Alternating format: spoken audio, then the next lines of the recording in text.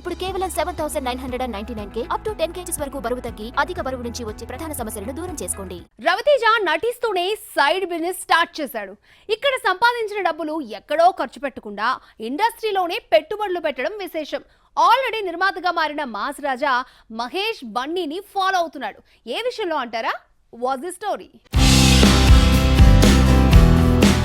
Multiplex బిజినెస్లోకి రావడం మహేష్ బాబుతో మొదలైంది. అయితే దీనికంటే ముందే ప్రభాస్ సూళ్లూరుపేటలో వి సెల్యులాయిడ్ పేరుతో స్నేహితులతో కలిసి ఇండియాలోనే అతిపెద్ద స్క్రీన్తో థియేటర్ నిర్మించాడు. శ్రీమంతుడు మూవీతో సమర్పకుడిగా మారిన మహేష్ గూఢాచారితో నిర్మాత అయ్యాడు. శ్రీమంతుడు తర్వాత నటించిన చాలా సినిమాలు ప్రెజెంటర్గా వ్యవహరిస్తున్నాడు.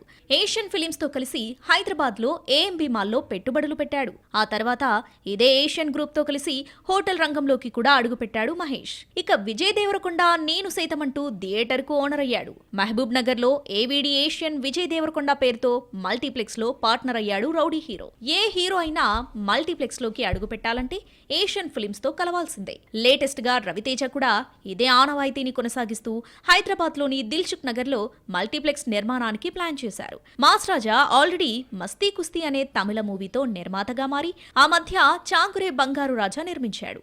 శుక్రవారం వస్తున్న హర్ష సుందరం మాస్టర్ మూవీని మరో నిర్మాతతో కలిసి నిర్మించాడు. 4 ఏళ్ల క్రితం 15 కోట్ల లోపుండే రవితేజ రెమ్యునరేషన్ ప్రస్తుతం 30 కోట్లలో నడుస్తోంది. ఏడాదికి 3 సినిమాలు రిలీజ్ అయ్యేలా ప్లాన్ చేస్తున్నాడు. పాన్ ఇండియా హీరో 2 ఏళ్లకు ఒక సినిమా చేస్తే రవితేజ ఏడాదికి 3 సినిమాలు చొప్పున 100 కోట్లు సంపాదిస్తున్నాడు. పాన్ ఇండియా హీరోల కంటే ఎక్కువ సంపాదిస్తున్న మాస్ రాజా ఒకవైపు సినిమాలు నిర్మిస్తూ మరోవైపు మల్టీప్లెక్స్ నిర్మాణంతో ఇండస్ట్రీలోనే పెట్టుబడులు పెడుతున్నాడు.